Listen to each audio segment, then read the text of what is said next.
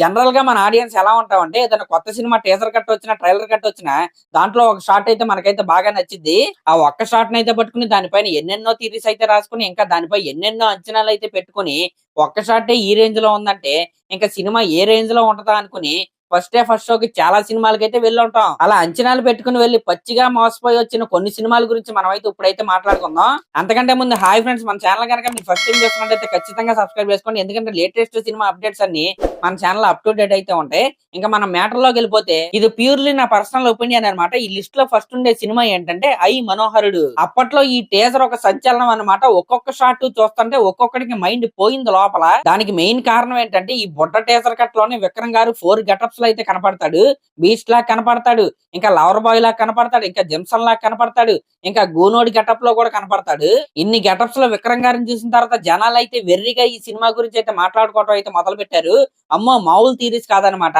ఎందుకంటే శంకర్ గారు ఈ సినిమా తీసే ముందు రోబో లాంటి బిగ్గెస్ట్ బ్లాక్ బాస్టర్ అయితే తీసైతే ఉన్నాడు. అందులోనే వీళ్ళిద్దరు కాంబినేషన్ లో అంతకు ముందు వచ్చిన సినిమా ఏంటంటే అపరిచితుడు. అంటే అపరిచితుల్లో కూడా విక్రమ్ గారు 3 గెటప్స్ లో అయితే కనపడతాడు. ఈ టీజర్ కట్లానేమో ఏకంగా 4 గెటప్స్ లో అయితే కనపడ్డాడు. అందులోనూ ఒక షాట్ అయితే ఉంటది, బైక్ అమ్మాయి లాగా అయితే మారిపోద్ది, ఇంకా బెలూన్స్ మీద అలా కొడతాం. ఇంక ఇవన్నీ చూసి రోబో ప్లస్ అపరిచితులు లాంటి సినిమా శంకర్ గారు విక్రమ్ గారు తీస్తున్నారా అని జనాలైతే ఈ సినిమా గురించి ఎంతలా వెయిట్ చేశారంటే మామూలుగా కాదు. తీరా సినిమా రిలీజ్ అయింది, లోపలికి వెళ్ళి అయితే కూర్చున్నాం. స్టార్టింగ్ సీక్వెన్స్ లోనే మన గూని విక్రమ్ గారు అయితే హీరోయిన్ అయితే ఎత్తుకెళ్ళిపోతాడు. అబ్బో, స్టార్టింగ్ సీక్వెన్స్ లో ఎలా ఉందంటే ఇంకా మిగతా 3 విక్రమంలో వచ్చిన తర్వాత సినిమా ఎలా ఉంటదా అని జనాలు అయితే అలా చూస్తా అయితే ఉంటారు. అలా ఒక్కొక్క పాట వస్తా ఉంటది. ట్రైలర్ లో టీజర్ లో చూపించిన షాట్లన్నీ వెళ్ళిపోతా ఉంటాయి. ఎంతసేపు చూసినా ఆ బీస్ట్ గెటప్ అయితే కనపడదు. సినిమానేమో కాసేపు అటెళ్ళిద్ది ఇటెళ్ళిద్ది, ఏదో ఉంది అని చూస్తా ఉంటాం. చివరికి ఒక సాంగ్ లో అయితే బీస్ట్ గెటప్ కూడా వెళ్ళిపోద్ది. ఇంకా సినిమా కూడా అయిపోద్ది. అలా ఇంటికి వెళ్ళిపోతాం అనమాట. చివరికి ఏమర్థం అయింది అంటే ఒక 10-20 కోట్లతో తీసి ఒక క్యూట్ లవ్ రివెంజ్ స్టోరీని ఇన్ని కోట్లు అయితే పెట్టి మన ముఖాన్ని కొట్టారని మనకు తర్వాత అయితే అర్థమైంది. నిజంగా మామూలు డిసప్పాయింట్మెంట్ కాదనమాట. విక్రమ్ గారు హార్డ్ వర్క్ అయితే ఎన్ని దండాలైనా పెట్టొచ్చు, కానీ సినిమా మాత్రం ఆయనకైతే నిరాశనే మిగిల్చింది. ఈ సినిమా నుంచే శంకర్ గారి గ్రాఫ్ ఎలా పడిపోవటం అయితే స్టార్ట్ అయింది. ఇంకా ఈ సినిమా తర్వాత లిస్ట్ లో ఉన్న మరొక అద్భుతమైన సినిమా ఏంటంటే మన సూపర్ స్టార్ మహేష్ బాబు గారి స్పైడర్ సినిమా. ఈ సినిమా పైన మహేష్ బాబు గారి ఫ్యాన్స్ ఎన్ని అంచనాలు పెట్టుకున్నారో నాకైతే తెలియదు, కానీ ఈ సినిమా అనౌన్స్ చేసినప్పటి నుంచి కూడా నేనైతే హాలీవుడ్ రేంజ్ లో అయితే ఊహించుకోవడం అయితే మొదలు పెట్టా. అలా నేను విపరీతమైన ఊహల్లో ఉన్నప్పుడు ఒక గ్లింప్స్ అయితే వీళ్ళైతే వదిలారండి. అలా స్పైడర్ మహేష్ బాబు గారి నుంచి అలా ఎక్కి ఇక్కడైతే ఉండిన తర్వాత మహేష్ బాబు గారు ఉష్ అంటారు కదా, ఇంకా ఆ దెబ్బతో నేనైతే ఫిక్స్ అయిపోయా. మహేష్ బాబు గారి హాలీవుడ్ ఎంట్రీ అయితే ఫిక్స్ ఈ సినిమాతో అని నేనైతే ఘోరమైన హోప్స్ అయితే పెట్టుకున్నా ఈ సినిమా పైన. అంటే జేమ్స్ బాండ్ లాగా రోబో స్పైడర్ అయితే మన మహేష్ బాబు గారు అయితే యూజ్ చేసుకుని కేసుల్ని ఎలా సాల్వ్ చేస్తారు, అలాగే మిస్టరీల్ని ఎలా ఛేదిస్తారు, రౌడీల్ని ఎలా పట్టుకుంటారు సీక్రెట్ గా అని ఎన్నో ఊహలో ఎన్నో థీరీస్ అయితే ఉన్నాయి అప్పట్లో. ఇంకా గ్లింప్స్ తర్వాత సినిమా ట్రైలర్ కట్ అయితే వచ్చింది. ఆ ట్రైలర్ కట్ లో కూడా స్పైడర్ అయితే ఎక్కడా చూపించలేదు. ఓహో, సర్ప్రైజ్ గా డైరెక్ట్ సినిమాలోనే చూడాలని దాన్ని ఏమన్నా దాచారేమో అని ఫస్ట్ షోకి అయితే ఈ సినిమాకి అయితే వెళ్ళాము. సినిమా జరుగుతుంది అయిపోయింది. స్పైడర్ అయితే కనపడలేదు. ఇంకా సినిమా గురించి మాట్లాడుకుంటే నా వరకు అయితే స్పైడర్ సినిమా ఒక డీసెంట్ మూవీయే, కానీ మహేష్ బాబు గారు లాంటి స్టార్ హీరో చేసే సినిమా అయితే కాదు. ఇంక ఇవన్నీ పక్కన పెడితే తర్వాత ఇంటికి వచ్చిన తర్వాత ఏ స్పైడర్ ని చూసినా, ఏ సాలిపురుగు అంటే సాలి గూళ్ళు ఉంటాయి కదా, దాన్ని చూసినా సరే సినిమాలో స్పైడర్ లేదే అనే బాధ ఎక్కువగా అయితే ఉండేది. నాకైతే ఎప్పటికే ఆ డిసప్పాయింట్మెంట్ అయితే ఉంటది స్పైడర్ సినిమా చూసినప్పుడల్లా. మరి మీకు కూడా అలాగే అనిపిస్తే ఒక కామెంట్ అయితే చేయండి. మరి ఈ లిస్ట్ లో ఉన్న 3వ సినిమా ఏంటంటే ఆచార్య సినిమా. ఇంకా ఆచార్య సినిమా గురించి మనం ఎంత తక్కువ మాట్లాడుకుంటే అంత మంచిదన్నమాట. కానీ ఒక సీన్ గురించి అయితే మాట్లాడుకోవాలి. రామ్ చరణ్ గారి సిద్ధా క్యారెక్టర్ టీజర్ అయితే వదిలేరు కదా, ఆ టీజర్ లాస్ట్ లో ఒక షాట్ అయితే ఉంటది. మధ్యలో ఒక చెరువు అయితే ఉంటది. యువతల చిరంజీవి గారు అలాగే రామ్ చరణ్ గారు అయితే ఉంటారు. యువతల పులి దాని పిల్ల అయితే ఉంటారు. అలా ఒకే ఫ్రేమ్ లో చిరంజీవి గారు అయితే ఇక్కడ రామ్ చరణ్ గారికి పహారా కాస్తూ అయితే ఉంటారు. రామ్ చరణ్ గారు వాటర్ తాగుతూ ఉంటారు.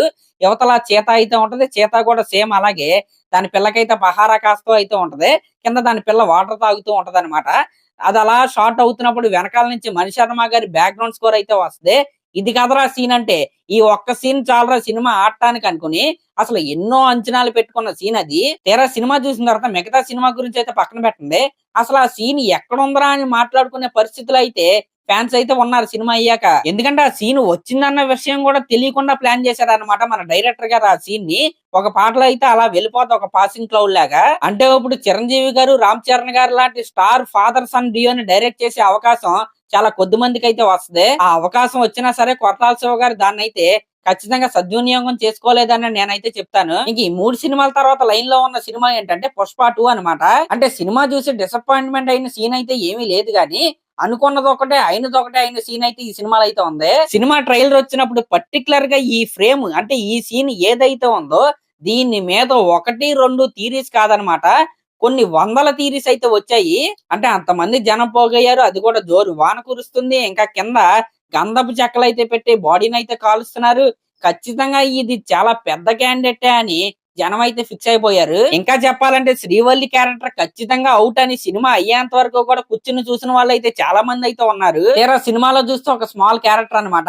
నిజంగా దీనికి వచ్చిన హైప్ కి సినిమాలో చనిపోయిన క్యారెక్టర్ కి అయితే ఎటువంటి సంబంధం అయితే లేదు. హైప్ వచ్చింది కదా అని ఏదో పెద్ద క్యారెక్టర్ అయితే చంపేయలేరు కదా.